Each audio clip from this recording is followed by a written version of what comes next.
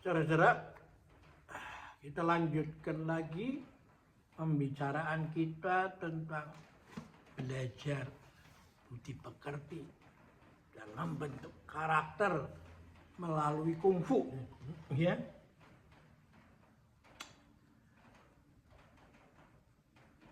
Melihat buku Kwai Chang Caine, Master of Kung Fu, ya.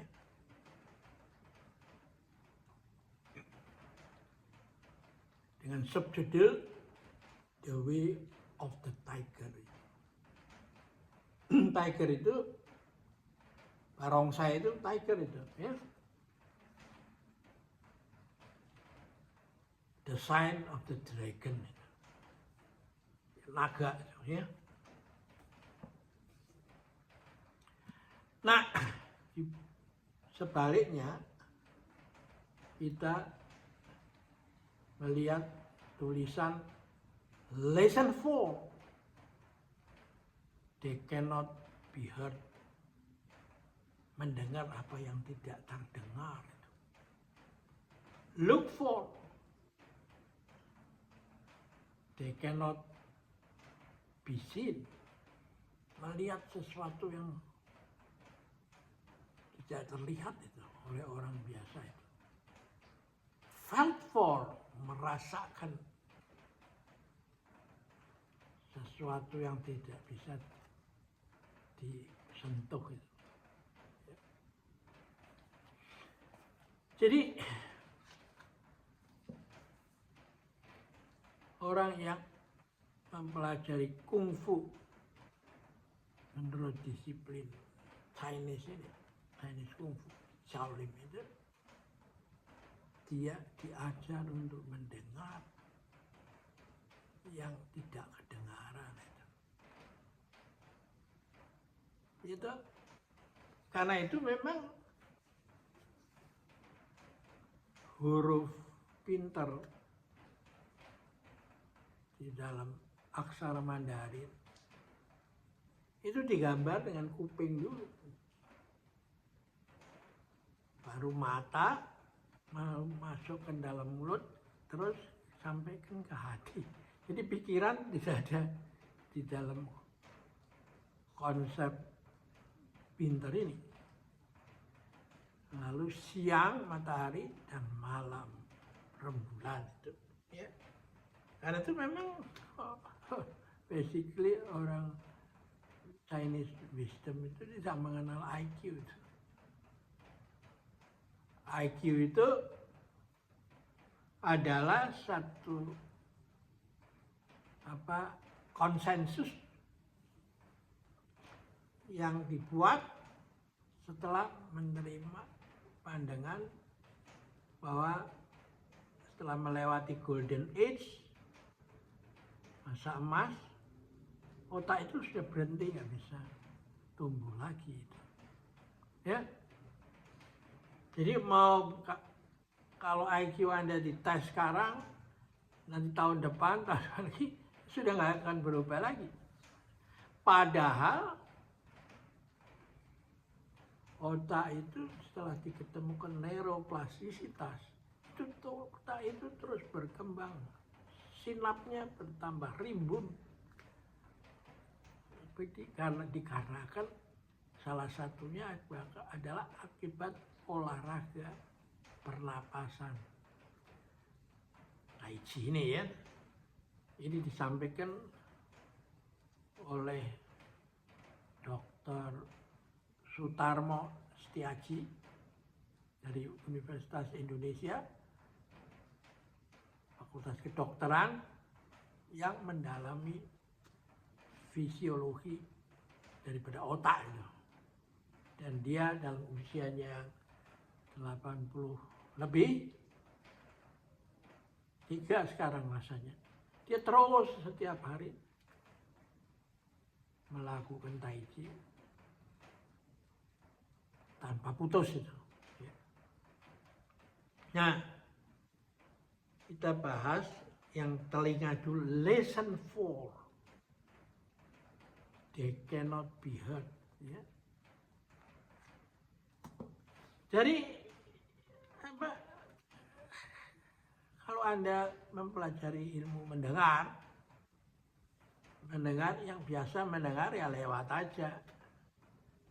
Anda berdiri di depan rumah, melihat mobil lewat klakson, dia mendengar Anda. Tapi ya sebegitu aja. Tapi mendengarkan itu fokus itu pada satu objek yang Anda perhatikan itu. Artinya yang lain tidak mengganggu, tidak boleh mengganggu perhatian fokus itu. Nah, dalam politik itu Anda mendengarkan konstituen Anda, ya tak? Orang yang mau Anda ajak masuk atau menerima pendapat Anda, konsentrasi. Sedangkan yang lain tidak diperhatikan atau tidak dijadikan perhatian itu. Nah, padahal telinga itu mempunyai kemampuan kalau suasana hening dan Anda hening, meneng, itu di tengah malam pun Anda bisa mendengar suara kereta api yang tidak tahu dari mana stasiunnya. Ya, nah itu menunjukkan bahwa bila mana hening dan meneng, kemampuan Anda punya kapasitas, kemampuan Anda punya pendengaran, itu menjadi lebih lebar spektrumnya. Nah itulah suara hati nurani rakyat itu. Jadi suara hati nurani rakyat itu berbeda dengan konstituen atau rakyat yang menurut ada di pikiran Anda. Ya, nah inilah makanya dengan belajar kungfu Anda diajari tentang ini. Ya, beyond audiologi, ya, ilmu pendengaran. Ya. Nah, Buddha mengatakan bahwa apa yang guru ajarkan, saya mengajarkan daun yang ada di tangan saya, yang saya petik. Tapi ilmu tentang daun itu ada di hutan belantara itu. Rumi juga mengatakan begitu. Tuhan itu seperti kaca yang pecah, brek, jatuh, pecah berantakan. Nah, lalu ada orang yang mengambil satu potongan dari pecahan itu, lalu mengatakan, saya mengenal Tuhan itu. Nah, itulah yang menjadi masalah yang terus-menerus menyebabkan benturan-benturan antara manusia, ya tak? Tuhan adalah kaca yang besar. Kemampuan otak kita itu hanya menangkap potongannya. Samudra itu begitu luas. Pikiran kita, ilmu filsafat dan teologi itu seperti mau dimasukkan ke dalam cidu. Nah, Taekwan Sohu itu Zen Master yang mengubah Musashi itu dari jagoan tukang preman, tukang ahli pedang nomor 1 berubah menjadi empu manajemen itu. Ya. Nah, itu juga berpendapat sama. Seperti daun tadi. Dia mengatakan daun yang saya petik itu bisa berwarna merah, tapi daun yang sebenarnya ada di belantara itu warnanya beda. Ya. Nah, dengan begitulah maka kita tahu perbedaan konsentrasi dan relaksasi itu. Kalau konsentrasi kita di depan, di belakang lemah. Konsentrasi di kanan, di kiri lemah. Dan sebaliknya. Konsentrasi di atas, di bawah disapu lemah. Nah, itu seorang pendekar sejati adalah yang bisa mencapai hening, meneng dalam bahasa Jawa, menung, gumunung lalu menang itu. Ya. Jadi dia meletakkan pemikirannya dia, konsentrasinya dia pada bukan di otak, tapi di tantien itu ya, 4 jari di bawah pusar itu. Dan karena itu dia menjadi manusia damai itu. Sehingga dia bisa membedakan antara manuver dan serangan sesungguhnya itu. Ya.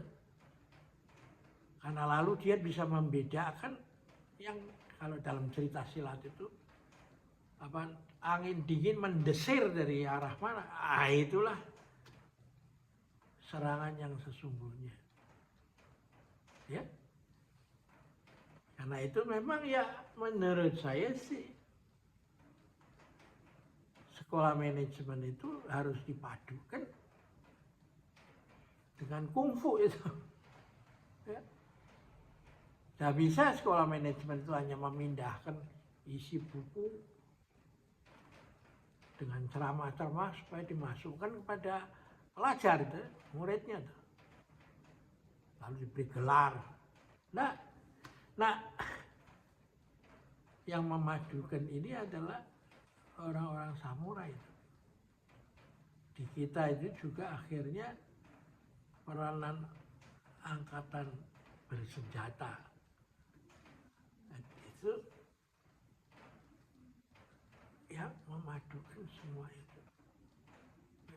Dan karena itu dalam krisis yang begitu multidimensional, kita melihat peranan mereka juga semakin bagus itu, semakin besar itu.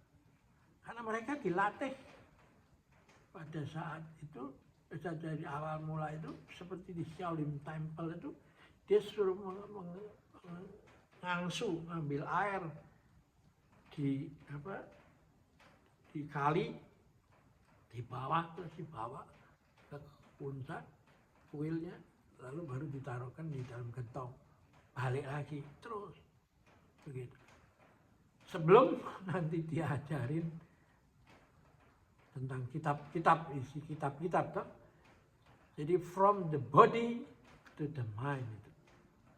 Ya. Oke, kita akhirin dulu pengantar ini dari sudut listen for, ya. Kita lanjutkan nanti pada look for dan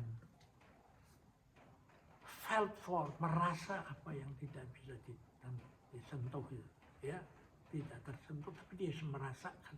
Nah, ini karena hati nuraninya, dididik kepekaannya hati nuraninya. Oke, kita akhirin dulu.